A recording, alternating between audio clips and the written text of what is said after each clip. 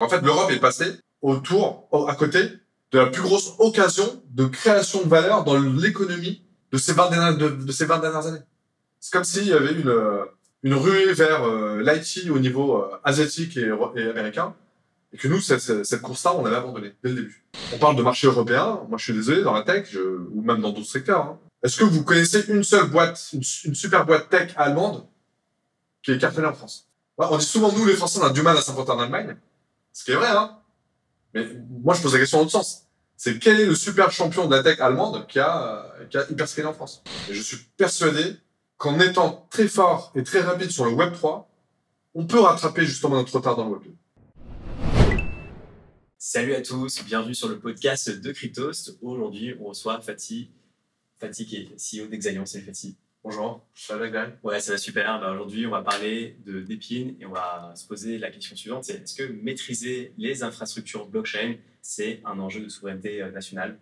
Déjà, pour commencer, est-ce que tu peux présenter Exaion, qui est une filiale du groupe EDF? Oui, alors effectivement, Exaion, c'est une filiale du groupe EDF. C'est une filiale qu'on a lancée avec Laurent, notre actuel CTO et cofondateur, en janvier 2020. Au moment où on se parle, on a à peu près une soixantaine en forte croissance.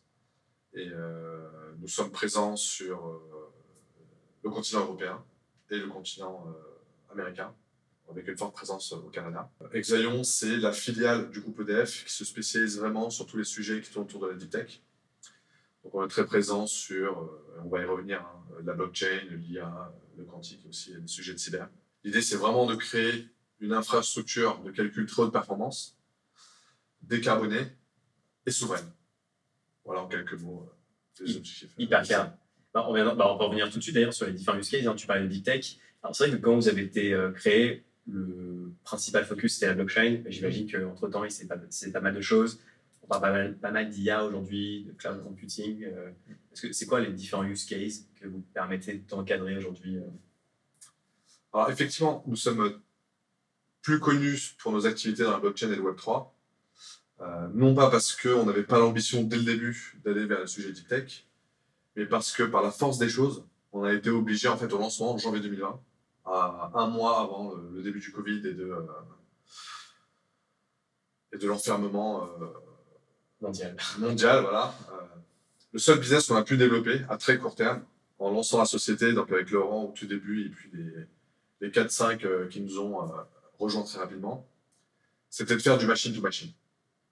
Parce que tout le business qu'on voulait développer autour du HPC, notamment du HPC en débordement souverain. C'est quoi HPC? Le High Performance Computers, c'est-à-dire c'est le supercalculateur. Okay. En fait, ça nécessitait, c'est un business, on va dire, usual, hein, entre B2B.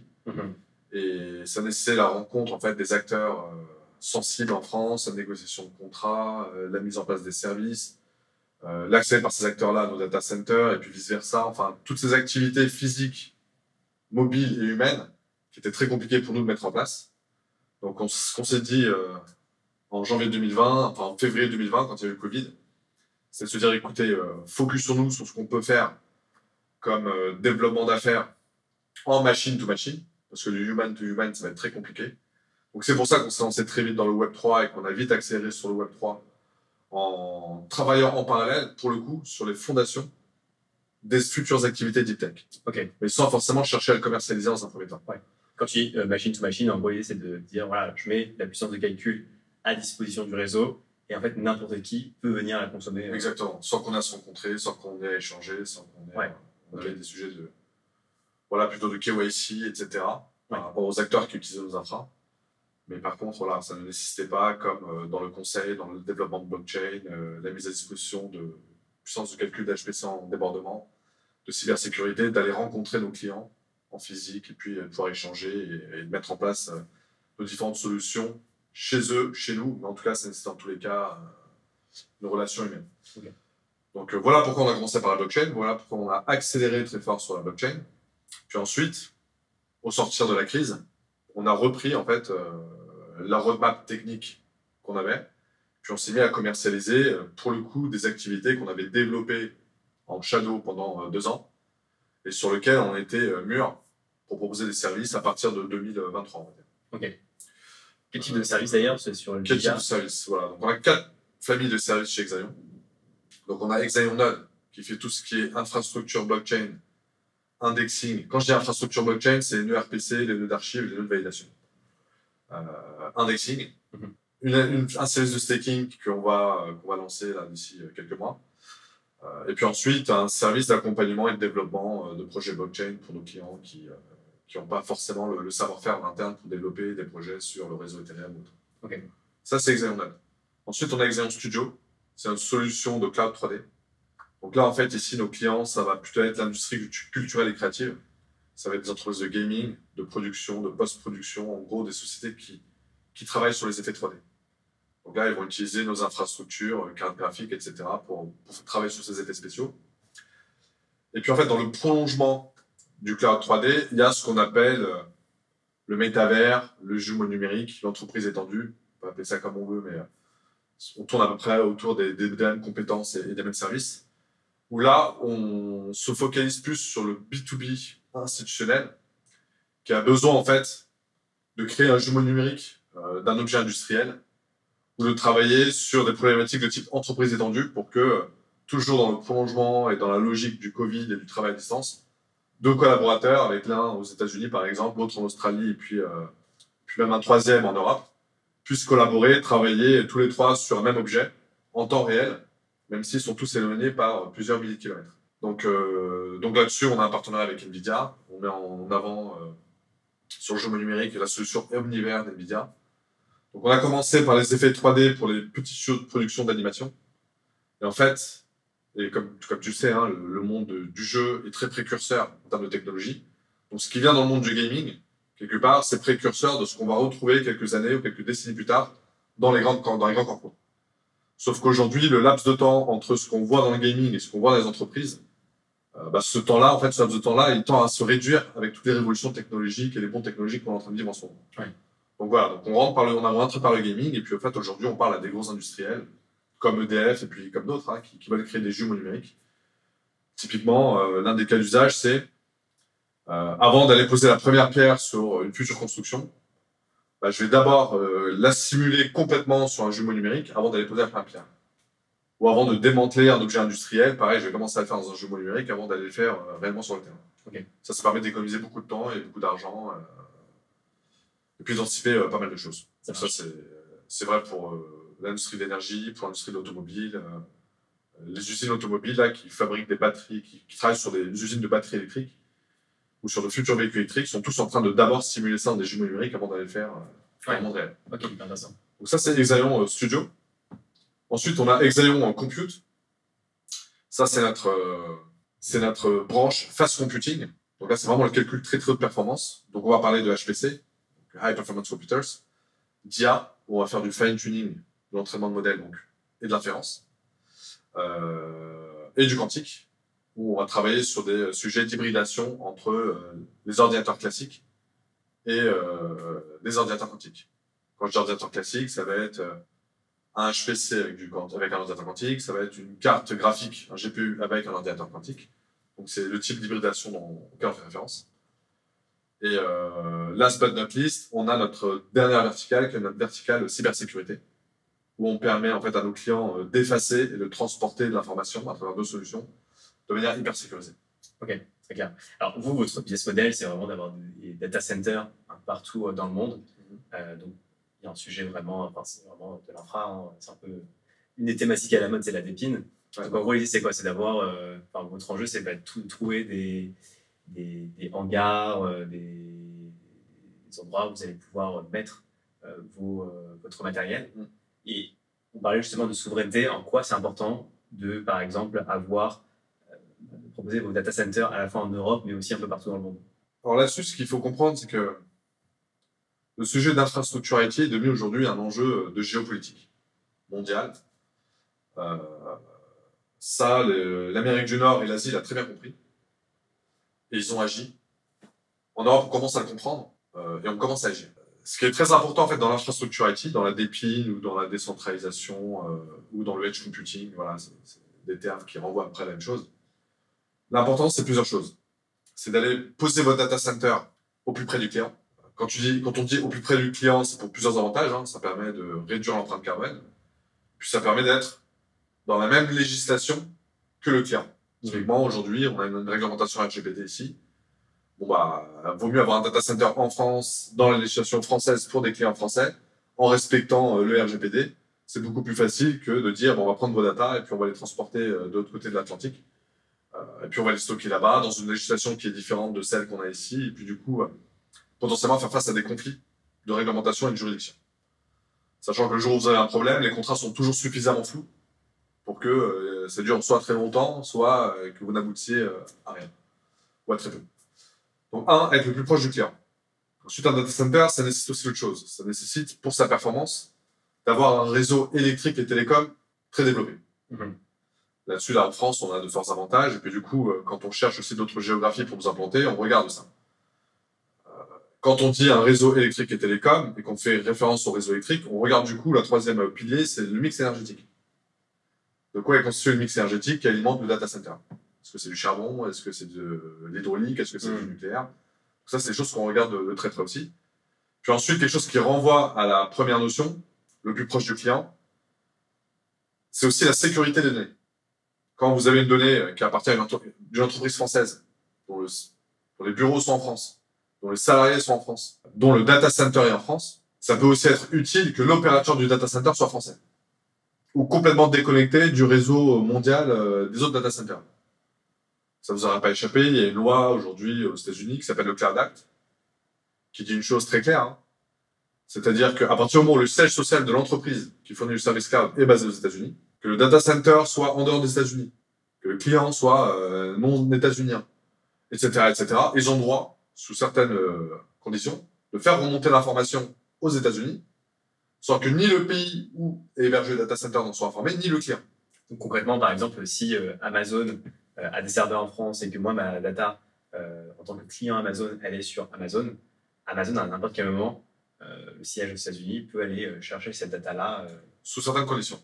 Okay. Si c'est dans l'intérêt économique et de la sécurité, etc., des États-Unis, c'est pas ils ont le droit de le faire, c'est ils ont l'obligation de le faire. Et c'est pas sur leur demande à eux. C'est-à-dire que c'est une institution américaine, ça peut être la CIA, ça peut être la NSA, qui demande à AWS de lui faire remonter les données de ce client précis. Ils sont obligés de le faire. S'ils ne le font pas, eux sont en breach de la réglementation US. Et par exemple, admettons que, on va prendre l'exemple d'Exaion. Donc si par exemple il y a un data center français Exaion et qu'il y a une boîte américaine, siège social aux États-Unis, qui veut faire appliquer le Cloud Act, comment vous faites? C'est-à-dire non, justement, Exaion, le siège est en France. On est une entreprise française.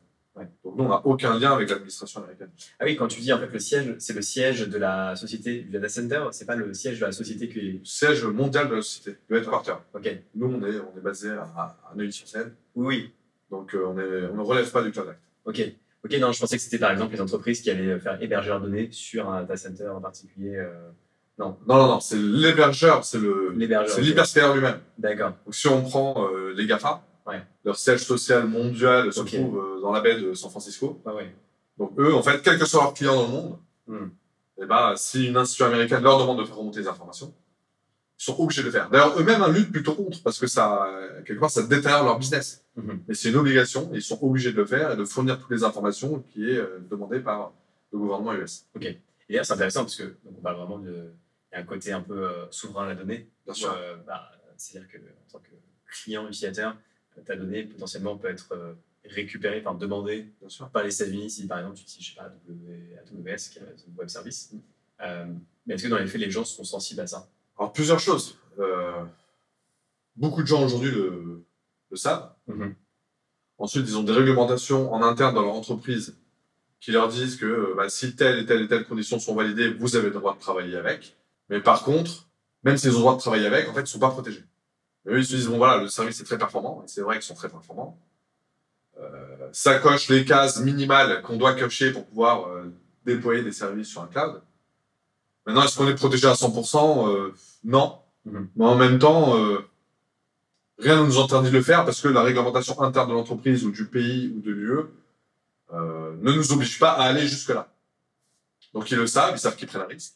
Ouais, il y a quelque chose qui est intéressant, je trouve, en Asie et aux États-Unis, c'est que les grandes entreprises asiatiques et nord-américaines, elles n'ont pas le droit de sortir leur data du sol, de leur territoire respectifs. Ok. Typiquement, nous, aujourd'hui, on est basé au Canada, on démarche de temps en temps des sociétés qui sont aux États-Unis. Et il y a une règle là-bas, c'est quand vous êtes une société classée dans le Fortune 500, vos data ne doivent pas sortir du territoire américain. Et sur le territoire américain, bah voilà, les sociétés qui peuvent opérer un cloud sur le territoire américain ont forcément un siège local et sont forcément soumis au Cloud Act. Mais bon, dans le cas des sociétés aux États-Unis et des acteurs américains, pour eux, les GAFA, ce sont des acteurs souverains, ce sont des acteurs américains. Okay. Donc eux, ils n'ont pas ce problème avec les GAFA. Ouais. Mais par contre, si eux voulaient travailler avec un Alibaba Cloud, bah, je peux vous assurer qu'en tant que Fortune 500, ils n'ont pas le droit de le faire. Et pareil en Chine, vous êtes une entreprise hypersensible en Chine, vous avez du Alibaba Cloud, du Tencent Cloud, etc., etc. C'est interdit pour vous d'aller mettre toutes vos données sensibles chez un acteur de type GAFA. Donc les Américains, eux, et les Asiatiques, eux, interdisent à leurs plus grosses sociétés de sortir leurs données sur un cloud qui n'est pas un acteur local. Et c'est là où, en Europe, nous, on est complètement naïfs. Ouais. On n'a pas ça, nous. Nous, nos données, elles traînent partout. Elles traînent en Asie, elles traînent en Amérique du Nord. Rien ne nous empêche de le faire. Rien ne nous oblige à le faire. Ce qui a deux conséquences fâcheuses. C'est un, ça limite le développement à l'échelle mondiale d'acteurs IT européens. Et deux, ça met à risque les acteurs européens parce que leurs données, en fait, ils ne les maîtrisent pas. C'est pour ça qu'on n'a pas de super champion européen de la tech. S'il y avait une réglementation qui forçait à consommer européen, comme c'est fait en Amérique du Nord et comme ça fait en Asie, on aurait, nous aussi, des super champions de la tech en Europe. Ouais. Et on les a pas. Pourquoi, selon ça? Pourquoi, je veux dire, la législation, dans ce sens-là, n'a pas pris conscience de cet enjeu de souveraineté Ça, franchement, je sais pas. Je sais pas si c'est par non-maîtrise du sujet, non-capacité à faire parce que voilà, ce genre de décisions se prennent pas forcément au niveau local, elles se prennent au niveau européen. Et au niveau européen, bon, bah, quand vous devez vous mettre d'accord à 27, c'est plus compliqué que quand vous devez vous mettre d'accord tout seul. En Chine, c'est simple, hein. Ouais. Un pays, un parti, la décision est prise, il y a plus d'1 milliard de personnes qui l'appliquent. Ouais. Bah, nous, c'est un peu plus compliqué. Donc, est-ce que c'est un manque de conscience? Est-ce que c'est de la naïveté? Est-ce que c'est de la complexité autour des débats entre pays? J'en sais absolument rien. Mais ce que je peux dire, c'est que ces super champions, on les a ni en Allemagne, ni en France, ni en Italie, ni même au UK. Hein. Ni même au UK. Et c'est là où nous, on a complètement abandonné ce secteur. Puis quand vous prenez aujourd'hui les plus grosses capitalisations boursières mondiales, ce sont que ces boîtes-là. Ouais. Ce sont que ces boîtes-là. Donc en fait, l'Europe est passée à côté de la plus grosse occasion de création de valeur dans l'économie de ces 20 dernières années. C'est comme s'il y avait une ruée vers l'IT au niveau asiatique et américain, et que nous, cette course-là, on l'avait abandonnée dès le début. Vous voyez, vous prenez aujourd'hui les plus grosses capitalisations boursières, vous allez retrouver, selon les jours ça change, hein, mais vous allez retrouver du Nvidia, c'est les cartes graphiques, vous allez retrouver Microsoft, acteur du cloud, puis vous allez retrouver Google, acteur du cloud, vous allez retrouver Apple qui fait les téléphones, puis vous allez retrouver Amazon qui fait du cloud. Voilà, donc en fait, il n'y a pas de secret. Hein. Ouais. Les plus grosses capitalisations boursières mondiales, ce sont des entreprises de ces secteurs-là. Et quand vous regardez en Asie, ce sont aussi les plus grosses fortunes, ou les plus grosses capitalisations. Nous, en Europe, on est complètement passé à côté. On est encore sur un profil économique. Si vous prenez le CAC 40 et que vous prenez les plus grosses capis, vous allez voir que le profil des entreprises qui sont cotées, c'est les profils que vous retrouviez les mêmes il y a 10 ans, il y a 20 ans. Il n'y a pas eu de révolution à ce niveau-là. Dans le CAC 40, il n'y a pas une boîte tech. Pas une seule. Ouais, les LVMH en tête. Bon, c'est très bien. Hein. Ouais. Ils font des super produits.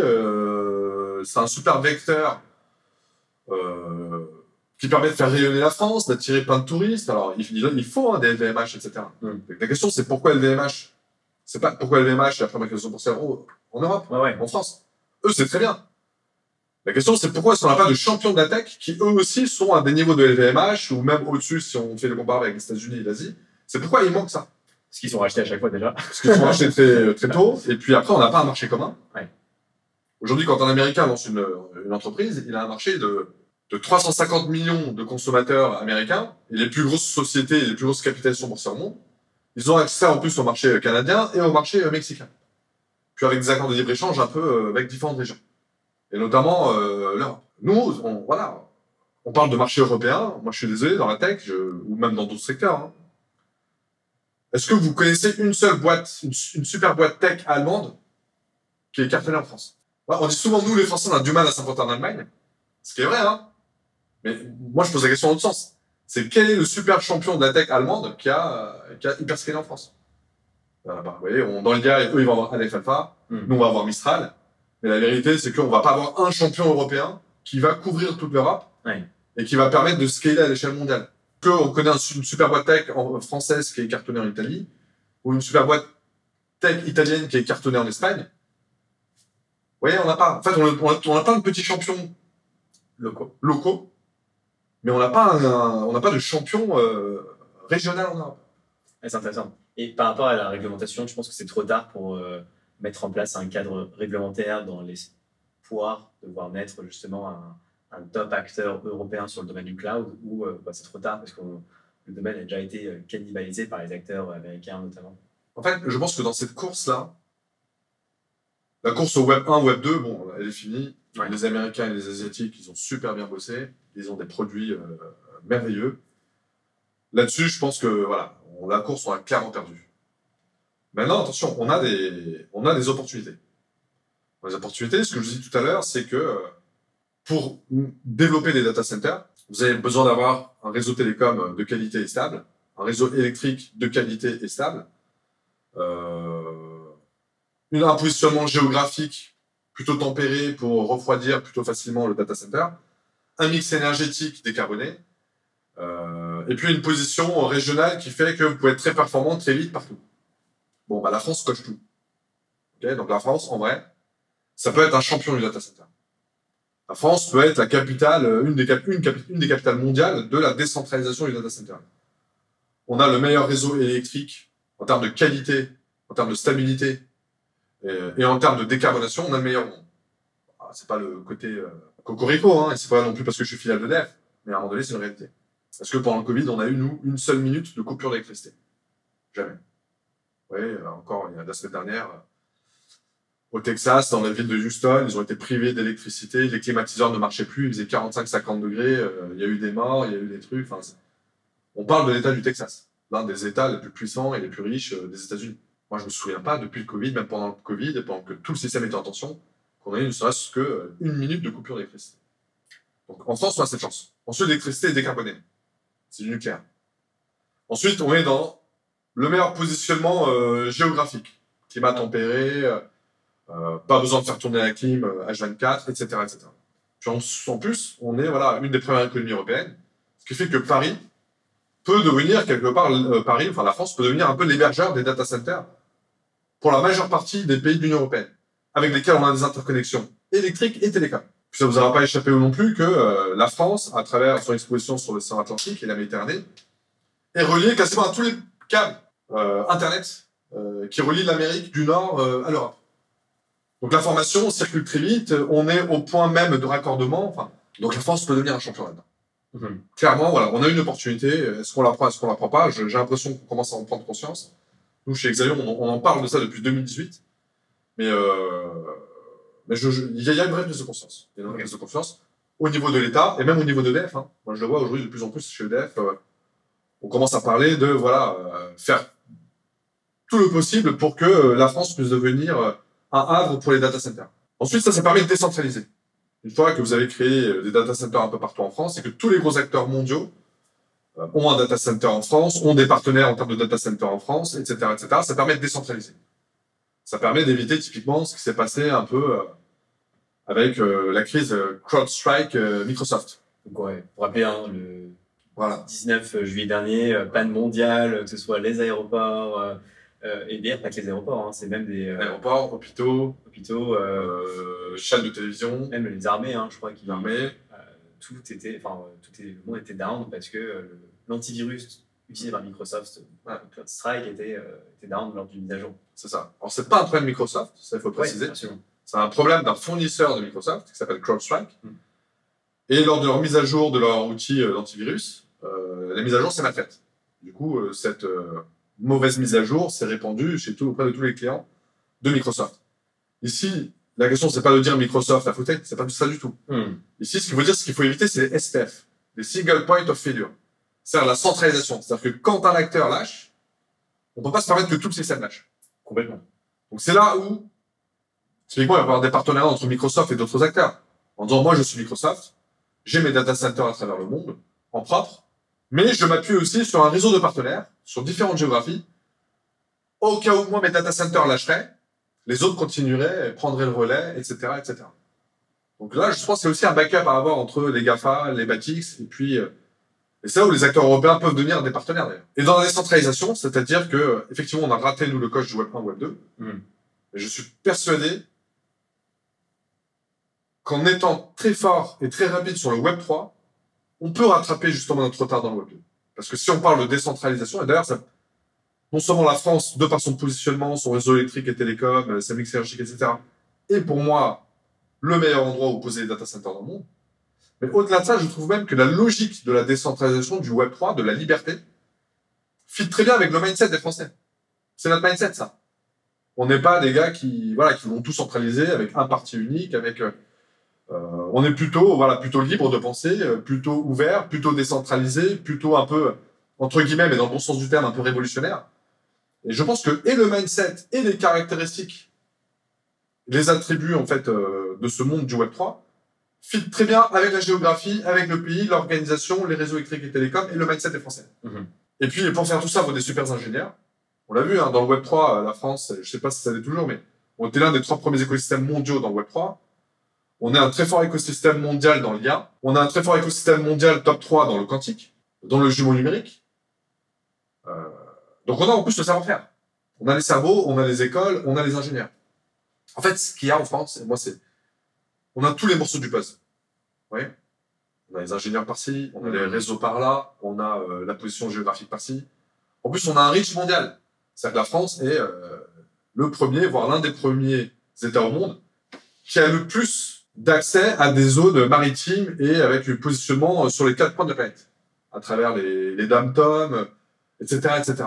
C'est-à-dire qu'en plus, tout en respectant la législation française, on peut permettre de décentraliser toute une infrastructure cloud sur les 4 coins de la planète. En Polynésie, en Martinique, dans l'océan Indien, dans l'océan Pacifique. Tout en gardant la souveraineté nationale. Tout en gardant la souveraineté nationale. Donc en vrai, on a tous les morceaux du puzzle. Maintenant, la question c'est, est-ce qu'on va trouver la bonne combinaison qui fait qu'on va devenir un champion? Mais on a tout, hein. On a tous les morceaux. Ouais, c'est intéressant. Et est-ce que le prix d'ailleurs, ça peut être par contre un frein? Le prix de l'électricité, pardon, j'entends. En France? Ouais. C'est super compétitif. Le prix de l'électricité en France, c'est super compétitif. Le seul endroit où vous pouvez trouver de l'électricité moins chère, ça va être dans des zones où on va considérer de l'énergie fatale. Je m'explique.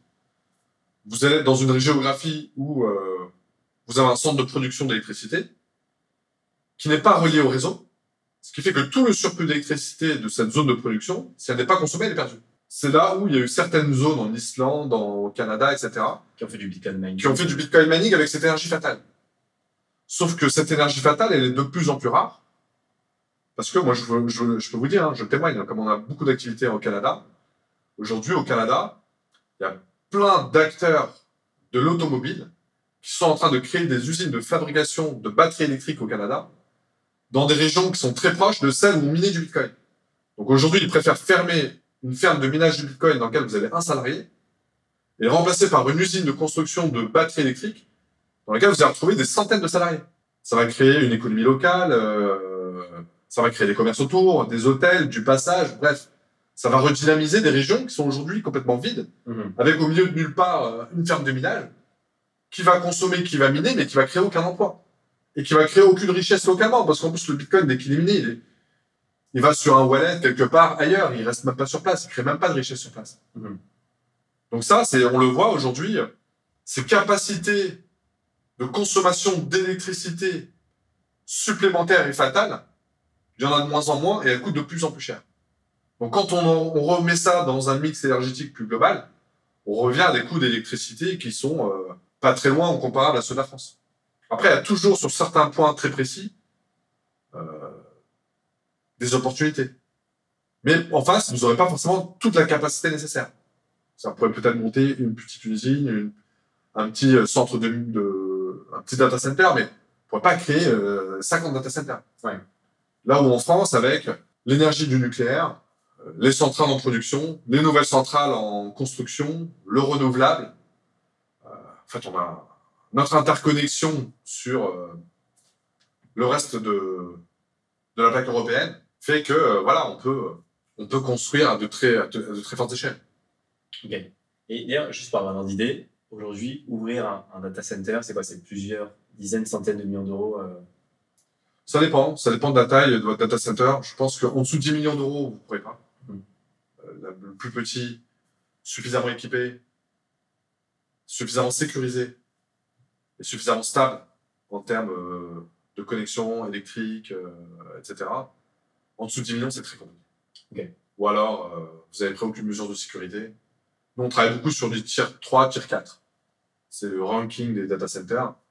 Le 4, c'est max. Okay. Donc, nous, on est beaucoup sur du 3 et du 4.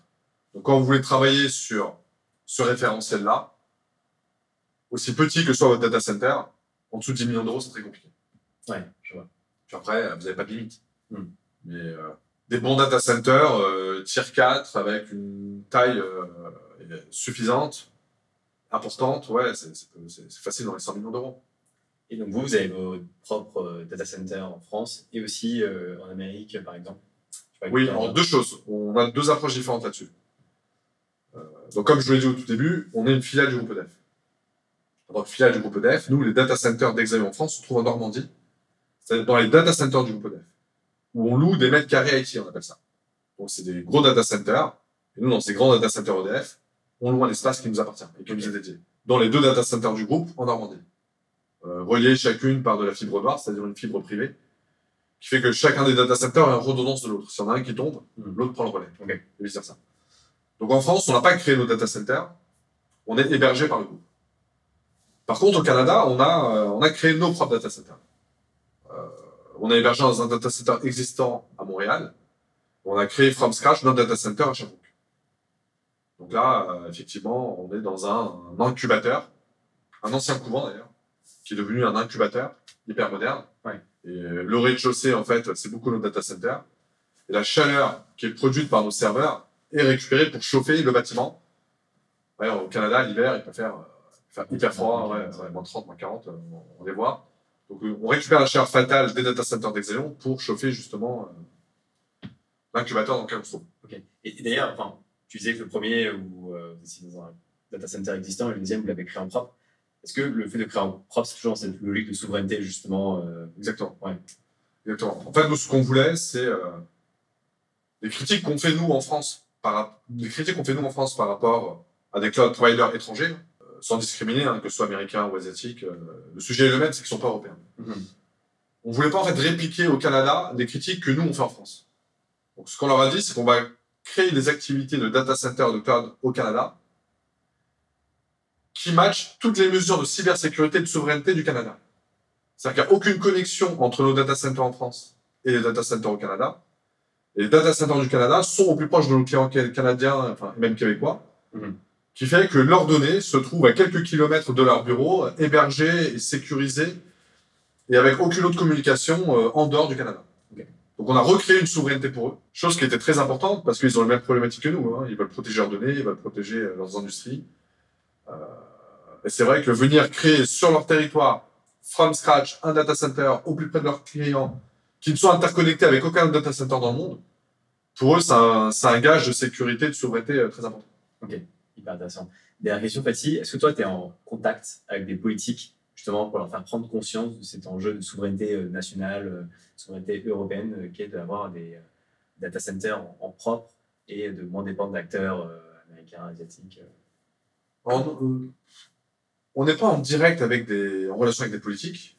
Ensuite, il nous arrive d'échanger avec certains ministères, pas pour comment est-ce qu'on crée la souveraineté, mais pour leurs besoins. Dans le cloud, dans l'IA, voilà, ils nous demandent ce qu'on fait, nos services, le niveau de protection de nos données, nos tarifs, plutôt comme partenaire ou potentiel client. Dire qu'on s'assoit avec des politiques pour penser ensemble la stratégie de souveraineté du cloud et de l'IT français, non, ça, on n'est pas dedans. Ouais. D'ailleurs, ça, ce sont des sujets qui nous dépassent. Ouais. Ce sont des sujets plutôt... on a une équipe dédiée à ça dans le groupe EDF. Donc, c'est plutôt les équipes du groupe EDF qui sont en relation avec le gouvernement, qui travaillent et qui échangent sur la souveraineté énergétique, sur la décarbonation et très certainement sur des sujets aussi de souveraineté autres qu'énergétique. Ok, oui, c'est vrai. Et d'ailleurs, ce serait quel ministère selon toi qui serait concerné? Est-ce que c'est le ministère de l'économie ou plus lié à... En fait, est-ce que c'est un sujet à la fois, économique et de l'ordre de la vie privée? C'est un peu à cheval entre deux. Alors oui, sur la partie économique, je pense Bercy. Puis après, je pense que ça va être aussi les cabinets des ministres ou de la présidence. Ils ont des super équipes qui travaillent sur tous ces sujets-là. Vous voyez, là, on a un programme. Si vous regardez la French Tech, France 2030, toutes les enveloppes qui ont été distribuées aux startups à travers la BPI, etc., etc. On voit bien qu'il y a une stratégie autour de l'IA, autour du quantique. Donc, il se passe plein de choses. Ouais. J'ai pas de doute que à ce niveau-là, on a des gens très intelligents et très éclairés qui sont en train de travailler sur une stratégie de souveraineté IT pour la France. Ok, hyper intéressant. Ouais, comme tu disais, après c'est un sujet qui dépasse la France, qui est à trouver un terrain d'entente d'un point de vue européen, ce qui est moins évident. Le mieux, ce serait d'avoir des accords au niveau européen, mais à défaut d'avoir à court terme des accords européens, au moins avoir des accords français. Ouais, si je fais le parallèle avec le Web3 et la blockchain, en attendant d'avoir une réglementation sur les prestations sur les actifs numériques, on a mis en place une réglementation française. On a mis en place le PSAN, donc l'AMF, l'autorité des marchés financiers. C'est un super précédent parce que du coup, ça devient un modèle pour le MiCA européen. Puis peut-être derrière, ça va devenir une super référence pour d'autres réglementations mondiales. Mais vous voyez, on n'a pas attendu en France une réglementation pan-européenne pour nous, déjà au niveau de l'AMF, travailler sur le PSAN. Donc je pense qu'il faut avoir cette logique. Si on peut le faire au niveau européen, et puis c'est pas moi de le décider, hein, mais autant le faire au niveau européen. Mais si ça traîne ou si c'est pas au top priorité de l'agenda, à minima essayer de faire quelque chose en France, quitte ensuite à revoir la réglementation française pour avoir un truc qui fit mieux avec la réglementation européenne. Mais déjà, ne pas nous priver, nous, à court terme, de mettre en place des choses. Et puis souvent, on critique le côté réglementaire de l'Europe. Les Américains inventent, les Européens réglementent, on les entend toujours ces phrases. Ça n'a pas que du mauvais. Vous voyez, aujourd'hui, dans la blockchain, on a une réglementation française qui est claire. Et comme la réglementation française est claire, on arrive à attirer à Paris, enfin, même en France, plus largement, plein de super boîtes de la blockchain et du Web3. Vous avez vu, ces dernières années, il y a plein d'entreprises, des leaders mondiaux de la blockchain qui ont créé des sièges à Paris, ou un minima de très gros bureaux à Paris, parce qu'il y a une réglementation claire. Là où dans d'autres géographies, comme il n'y a pas de réglementation claire, ils savent pas à quel moment ils vont se faire rattraper par la justice, et jusqu'où, pénalement et civilement, la justice va leur en tenir rigueur. On peut voir l'histoire de CZ aujourd'hui. Donc vous voyez, c'est vrai que pour ça, la France, à minima, elle a un avantage, c'est qu'elle a une réglementation, elle est claire. Donc si vous voulez jouer dans un périmètre bien défini et bien clair et transparent, la France, c'est un super terrain de jeu. Et de là, réussir une fois que la réglementation se sera globalisée, après l'enjeu numéro 2, ça va être de retenir sur le territoire français ces acteurs qui étaient venus dans un premier temps parce qu'on avait une réglementation qui était claire. Donc là, après, faut voir comment on gère la suite, mais ça a du bon. Réglementer, ça a du bon. Ok. Ça mérite d'imposer des règles claires et précises pour tout le monde. C'est clair. Fatih, merci beaucoup, hyper intéressant. Merci.